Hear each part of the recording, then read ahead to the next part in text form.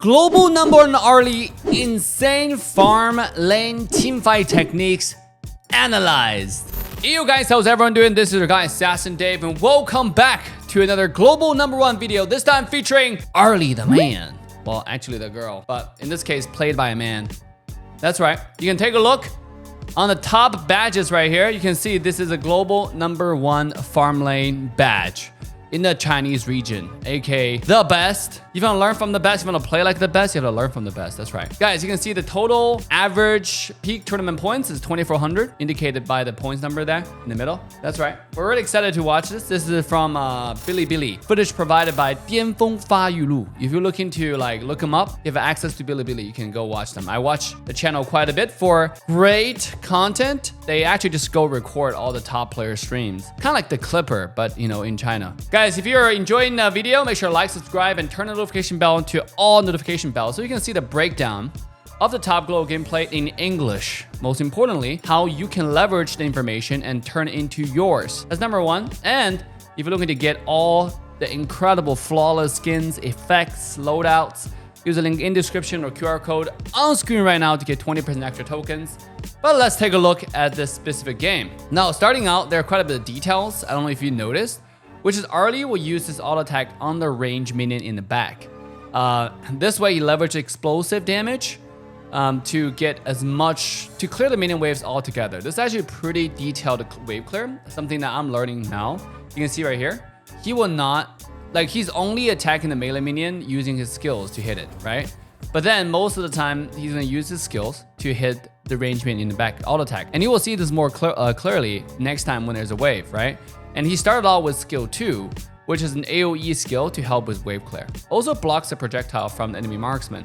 His standard trading technique is 1-2, 1 auto attack. I would say 2 auto attacks, 2 auto attacks. Oh, I don't know what this guy, the enemy Sule just came in and kind of get himself killed. He does have the passive though, but I don't think that's a good way to waste passive, to be honest. And that's a character that's not available in NA server, in global English server yet. And then we want it to be available. It should be available, but it's not available yet, just so you know. So if you've seen this character, you've probably seen it competitive in KPL region quite a bit, and which eventually will be available in a global English server, I believe. I don't know when. It's just one of those, 10 characters. Not important, nobody cares. Most importantly, all the other characters, right? The Xuance in the mid lane, nobody cares about Xuance actually.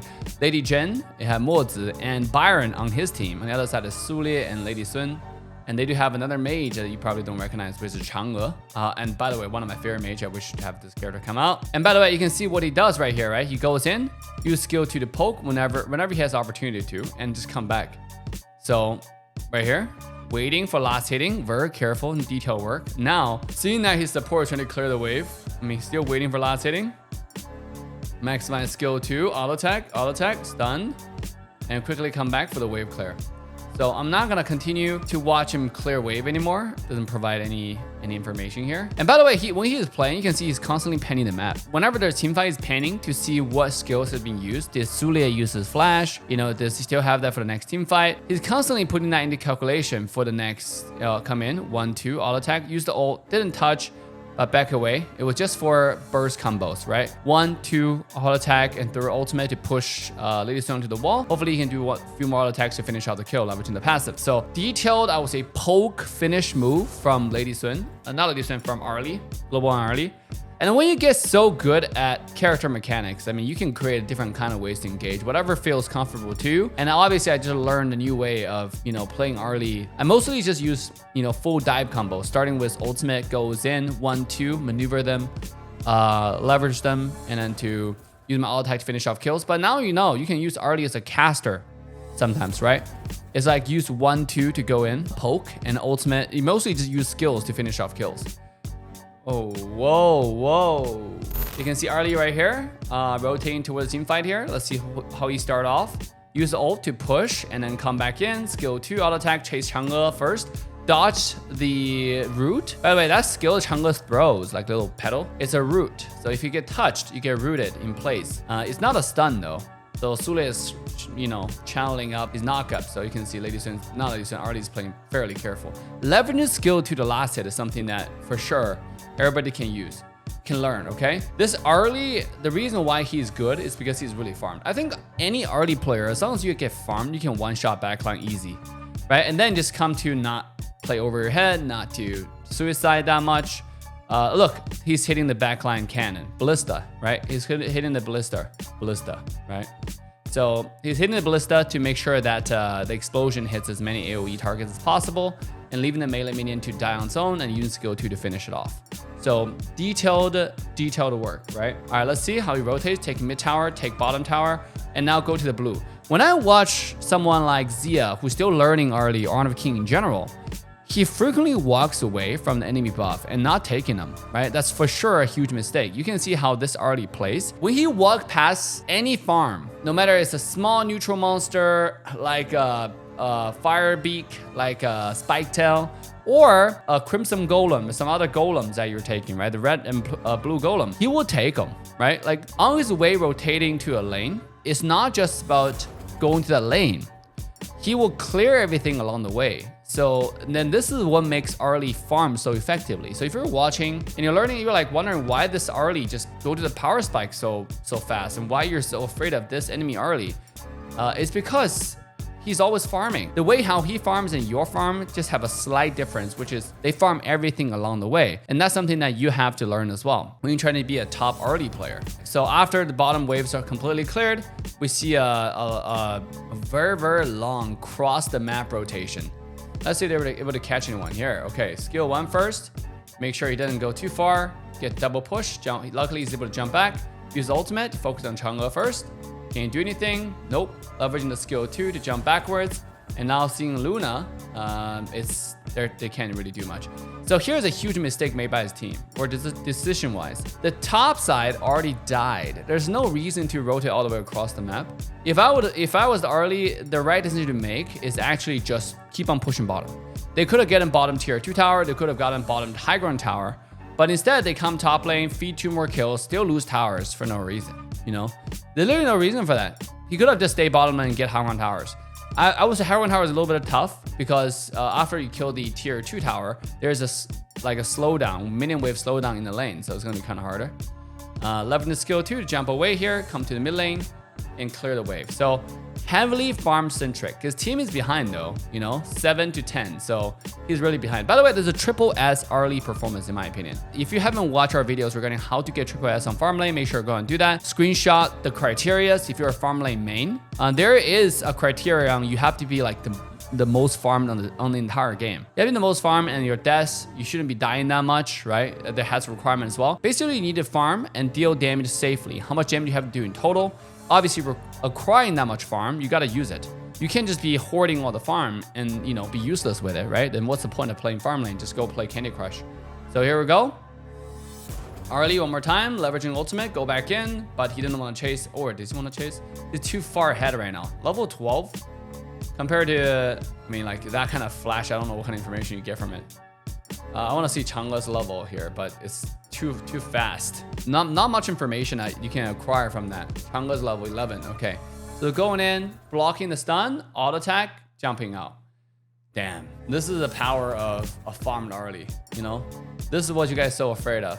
This is when marksman can assassinate a tanky mage like that, you know it's over. How to achieve that? It's by the efficient farming. Rotating from lane to lane, clear everything available. The Firebeak, the Golem, the Spiketail, the Wolves, the Boar, clear everything that you see, clear the Monkey, you know. Right now he has a choice. Does he want to jump back? Nope. Okay. Moses is getting engaged on, initiate it. She's spotting, he's looking for a possible way of engage or a window of opportunity. Hasn't presented itself yet. Decided to go back to the jungle and clear all the buffs and boars and monkeys. Again, very, very important that you do the same when you play Arli. One thing I noticed when I play Honor of King, I've gotten so much better with Honor of King when I realized the most important thing in this game is farm. And there are a lot of farm on the map because the map is large. So like if you're behind and you're constantly focused on team fight, like it's just stupid, you know? But if you're like behind and you focus on farm, or ahead you focus on farm, that's how you win the game. So he goes in, gets a kill. Let's see. Skill 1 for a little bit of movement speed. Okay, ult gets on the other side, block with skill 2. The hook connects, ultimate grad drags in, Xuanze dies, but at what cost? Oh, Arli. Oh, almost dead. Able to jump back. Luckily, the skill 1 still had a little bit of time on it. So it's going to be another inting kind of action here. Dude, Byron died. Chang'e is so tanky. They really wanted to kill the Chang'e, I guess, because Chang'e is so pretty. Let's take a look. Dashing out, farming everything on the blue side, going to the red side, farm everything on the red side. Okay, and then waiting for red to come up. Now farm the red. Jinsu is giving all the farm to him because his 5, 0, and 3 is a hyper carry Arli, right? He's gonna be winning. All right, slow comes in. The redemption radiance. Okay, skill 1, skill 2 to block everything, not taking damage. All right, so what he decided to do? Decided to jump in. Let's see. Team fight. Okay, skill 1, wall stuck. Even the #1 global Arli player stuck on the wall like the rest of us. Okay, so if you're learning Arli and you're feeling, you know, demotivated, don't be. Look at him. He misses too, right? There we go. Just throwing all attack left and right. Oh my goodness, the true damage. Skill 1, follow up, all attack, no chance to revival, triple kill, 8, 0, and 3, 59% of team fight damage in the last team fight, 59%, gaining 60 gold. How? That's not even believable. Okay, let's see. That's instant base kill, and then after base is killed. Oh wait, he had been playing a bit. MVP. 16.0 performance. This is a global ranking in China, top 9. That's insane. You know, I mean, when you're #1 marksman, farm lane, and then being #9 overall makes a lot of sense. Make a lot of sense, right? 25,000 peak totem point, 2,540 points peak, and a hero power 19,000. Jesus, that's some high points right there. Okay, look at stats wise. It did total of 35% damage, right? Oh, this is not even triple S performance. I think it's because what's the rating is missing? I mean, his total team damage is 110,000. Well, I need to go back and see like what's missing, but just show you how hard it is to get triple S. You know, like if you can get triple S like this, like I don't know what else. All right, this item, Doomsday, Shadow Reaper, Eternity Blade. You do have also Daybreaker. I think last item he's probably, this is a big sword.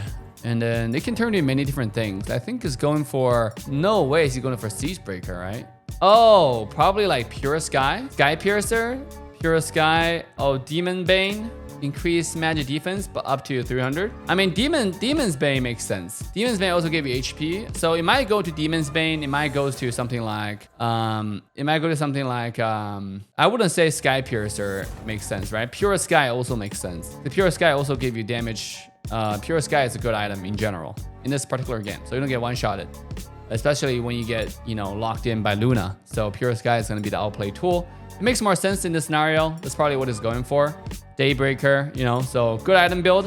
What do y'all think, guys? Leave a comment down below. Let me know. With that, if you enjoyed this video, make sure to like, subscribe, and share it with your friend. And if you want to get 20% extra tokens, use the link in the description or QR code on screen.